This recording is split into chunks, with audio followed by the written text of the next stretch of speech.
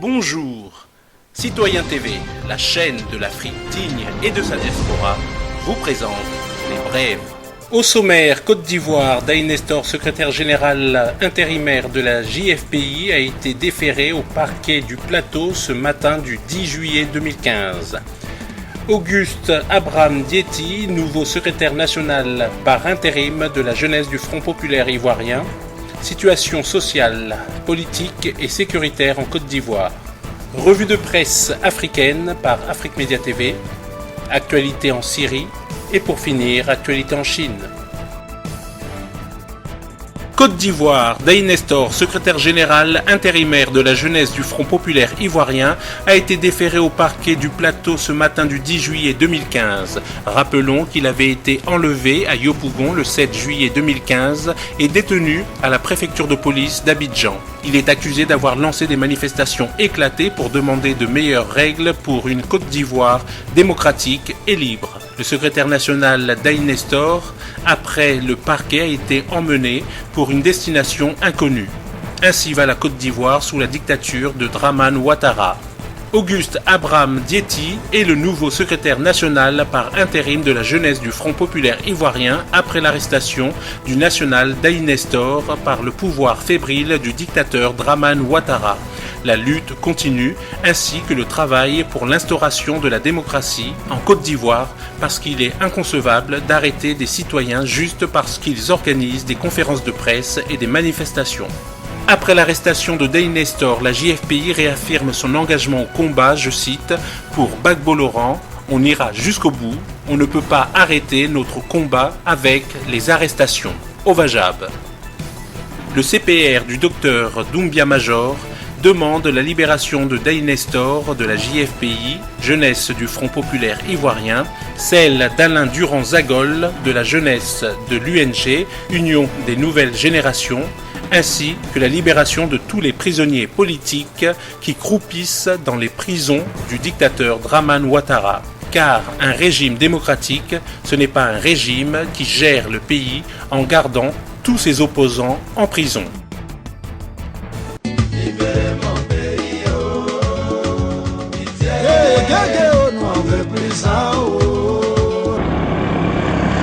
Plus de 4 années après la violente crise post-électorale, la Côte d'Ivoire reste dans la tourmente. Loin des promesses de démocratie annoncées en grande pompe par le régime de la communauté internationale, conduit par Alassane Dramane Ouattara, ce pays ouest-africain vivrait dans un climat de terreur et de mutilation de l'opinion. Après son forcing sanglant l'ayant conduit au sommet de l'État, l'occupant du palais de Cocody et les membres de son gouvernement a fait des promesses faramineuses au peuple ivoirien. 5 universités en 5 années, du travail à la jeunesse, la revue à la hausse du pouvoir d'achat, le dialogue, la vérité et la réconciliation entre autres, mais à moins de 3 mois des élections présidentielles, seuls les projets engagés par ses prédécesseurs ont été exécutés et inaugurés à grande pompe à l'instar du pont Henri Konan Bédié sur la lagune Ébrié. Les programmes de logements sociaux stagnent, les 5 universités promises, seules celle de Man pourrait être inaugurée en octobre prochain. La réinsertion des ex-combattants piétine également. Le niveau de chômage a défié tous les pronostics, pendant que les prisonniers politiques restent détenus. Parmi ces derniers, ceux dont les non-lieux ont même été prononcés. Quant à ceux conduits devant les juges récemment, notamment l'ex-première dame du pays, Madame Simoné Gbagbo, c'est une parodie de justice à laquelle on a assisté. Pour rappel, depuis la fin de la crise post-électorale en avril 2011, des centaines de personnes, proches de l'ancien président Laurent Gbagbo, toujours en détention à La Haye aux Pays-Bas, sont détenus dans des différentes prisons ivoiriennes en attente d'un éventuel jugement. Pour protester contre les détentions aussi arbitraires qu'abusives, les tortures physiques et morales qu'ils subissent au quotidien depuis plus de 4 ans, dans les cachots des prisons et autres lieux de torture au secret pour certains, les centaines de détenus politiques de la maison d'arrêt et de correction d'Abidjan-Maka ont entamé fin 2014 une autre démarche pour se faire entendre par le régime en place, celle de la grève de la faim. Et comme il fallait s'y attendre, le gouvernement ouattariste est resté sourd à leur détresse et à leurs revendications légitimes, notamment le droit fondamental d'être jugé ou libéré. Notons par ailleurs que déjà affaiblis par leurs conditions de détention inhumaines, assorties de maltraitance et d'exactions en tout genre, avec les répercussions de cette situation sur leurs familles en exil, disloquées par de vraies ou fausses mutineries très souvent orchestrées de main de maître par le pouvoir, pour les mater avec mort d'homme, refus de soins, sous-nutrition, exposition aux épidémies et autres maladies virales, confiscation ou destruction des biens avec gel des comptes bancaires, suspension des visites des avocats et des proches selon des sources bien introduites, ces derniers et leurs proches, ainsi que les organisations de la société civile, à l'instar des indignés de Côte d'Ivoire, qui ne cessent de manifester dans les différentes villes du pays pour exiger leur jugement ou leur libération, ne perdent pas espoir qu'un jour, justice sera faite. On ne peut pas accepter que Ouattara nous impose la violence. Mais le peuple de Côte d'Ivoire va se lever comme un seul homme pour imposer pacifiquement la paix et la démocratie à Dramane Ouattara. Monsieur Alassane Dramane Ouattara, pendant que la Côte d'Ivoire est sous embargo, viole cet embargo en payant des armes à 120 millions de dollars, soit 60 milliards de francs CFA, l'argent du contribuable ivoirien. C'est cet argent-là que Ouattara a pris pour aller payer des armes. Et ces armes ont transité au Bénin, avec la complicité du président béninois Yahi Boni et son ministre de la Défense. Et avec aussi la complicité de Djoté Dia, l'ex-président centrafricain qui est aujourd'hui réfugié au Bénin. C'est avec tout cela qu'ils ont fait venir en Côte d'Ivoire 500 éléments de Séléka, ceux qu'on appelle aujourd'hui abusivement les djihadistes dans le nord de la Côte d'Ivoire. Madame Siké, Alassane prépare la chienlit en Côte d'Ivoire. Alassane prépare la guerre en Côte d'Ivoire. Pendant ce temps, Alassane arrête à bout tous les jours les opposants. La MACA, la maison d'arrêt et de correction d'Abidjan, est devenue aujourd'hui le siège du FPI, le siège de la LMP. On ne peut pas accepter ça. Il faut que toute l'Afrique nous soutienne. Voilà pourquoi nous voulons d'ores et déjà appeler l'Union africaine, notre maison commune, notre institution commune, pour dire au président Mugabe, pour dire à Madame Zuma, Alassane est en train de martyriser le peuple de Côte d'Ivoire. Alassane est en train de violenter le peuple de Côte d'Ivoire. On ne peut pas regarder cela se passer. Mme Siké, nous allons intervenir. Je vous remercie, que Dieu vous bénisse. Tout de suite, presse africaine par Afrique Média TV. Nous allons commencer dans la Grande Île avec l'Express de Madagascar qui a titré cette semaine « Eri Rajaonarimampianina, laissez-moi travailler ». Le discours du président de la République pour la fête nationale a été axé sur l'apaisement et la stabilité. Dans ce sens, il a demandé à ce qu'on le laisse travailler dans la sérénité. Le Sud Quotidien sénégalais a titré « Référendum ou voie parlementaire pour la réduction du mandat présidentiel, la société civile divisée ». Les dirigeants des organisations de la société civile ne parlent pas le même langage au sujet de la modalité de réduction du mandat présidentiel de 7 à 5 ans. À la une de Kaloum Press, l'UFR prend acte de la suspension momentanée du dialogue. Communiqué, l'UFR prend acte de la suspension momentanée du dialogue. Après 5 jours de discussion sur les questions de fond, aucun accord n'a été encore trouvé. Et cet état de fait s'explique essentiellement par un manque de volonté manifeste de la mouvance de faire évoluer la situation en adoptant une posture d'obstruction systématique.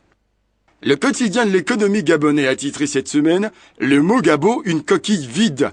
La présidentielle pointe à l'horizon certains grands émergents, en tête desquels Pacom Moubellet Boubéa, veulent assurer une victoire facile à Ali Bongo Ondimba en sortant de leur gibecière le Mogabo, entendez « Mouvement pour Ali Bongo Ondimba », une arlésienne de plus. Tchad Info a titré « Tchad, le premier rapport d'enquête des attentats de N'Djamena rendu public ». Le bilan des doubles attentats du 15 juin dernier s'élève à 38 morts, y compris les kamikazes, et 81 blessés libérés, 20 blessés toujours admis à l'hôpital, dont un cas grave. Et c'est le procureur de la République, près le tribunal de grande instance de N'Djamena, Al-Gassim Kamis, qui l'a annoncé à travers une communication à la presse. Tchad Info a titré « Tchad, Zahra Oumar, épouse de l'un des terroristes en garde à vue ». C'est donc dans une autre parution.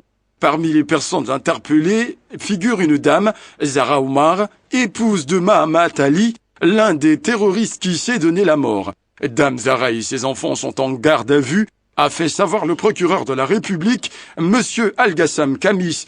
Elle est maintenue en garde à vue pour besoin d'enquête. À la une de Al-Ouida Info, Nigeria, l'armée tchadienne capture 7 membres de Boko Haram. 7 membres de Boko Haram ont été faits prisonniers le week-end dernier à Gambarou, au Nigeria, par des militants tchadiens partis de Fotokol, c'est au Cameroun. Les prisonniers ainsi que des véhicules et des motos ont été ramenés au Cameroun, précise l'œil du Sahel. À la une de la prospérité cette semaine, dialogue, Kabila met la croix sur la médiation internationale. Joseph Kabila a parlé lundi dernier, 29 juin, à l'occasion de la commémoration de la fête de l'indépendance de la République démocratique du Congo. Ce discours était très attendu en raison des enjeux de l'heure et qui sont liés notamment aux échéances électorales. Tout de suite, les titres de l'actualité en Syrie. L'armée de l'air détruit des lance-roquettes et des entrepôts de munitions à Zabadani, Daraa et Kounitira.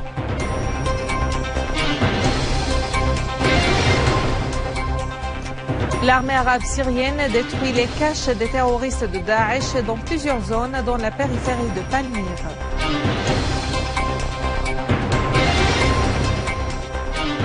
L'armée yéménite bombarde des positions militaires du régime saoudien.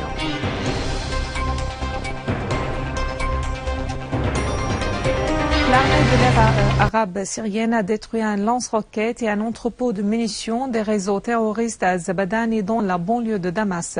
En outre, des unités de l'armée ont détruit des caches et des véhicules des réseaux terroristes dans 2 localités dans la banlieue d'Al-Kounaytira et tuant et blessant plusieurs. À Daraa, une unité de l'armée a mené des opérations de qualité contre les terroristes, détruisant un lance-roquettes et un canon des réseaux terroristes et takfiristes dans la banlieue nord-est de la ville. Une autre unité de l'armée a battu tous les éléments d'un groupe terroriste dans le village d'Umm el-Mayadin, neutralisant plusieurs d'autres dans une opération de qualité contre le rassemblement dans la localité d'An-Naïm. Et pour finir, actualité en Chine. Le président chinois a déclaré que Chine et Russie consolidaient le consensus portant sur plusieurs points en faisant des avancées fructueuses dans différents domaines. Xi Jinping a noté que l'Organisation de coopération de Shanghai, l'OSC, est une plateforme clé visant à aligner l'initiative chinoise de la route de la soie et de la ceinture économique sur les aspirations russes au sein de l'Union économique eurasienne. Il a par ailleurs estimé que les 2 nations devraient renforcer leurs échanges et leur coopération culturelle, les encourageant à organiser des activités à l'occasion de l'année de la communication des médias sino-russes. Le dirigeant chinois a appelé les 2 parties à maintenir un haut niveau de coopération stratégique conformément au cadre de travail de l'OSC, tout en prenant des mesures adaptées à l'éradication du terrorisme et des crimes liés aux drogues.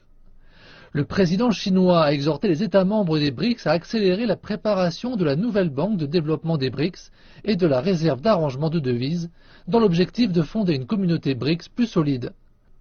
Enfin, Xi Jinping s'est entretenu avec le Premier ministre indien Narendra Modi.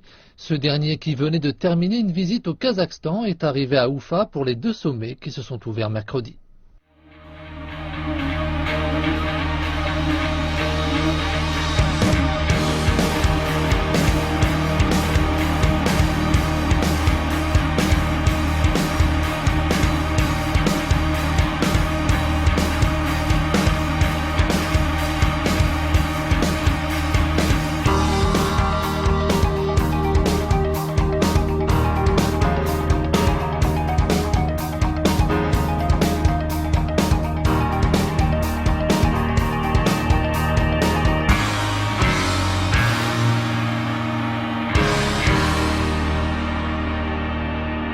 Citoyen TV, la chaîne de l'Afrique digne et de sa diaspora, vous a présenté Les Brèves.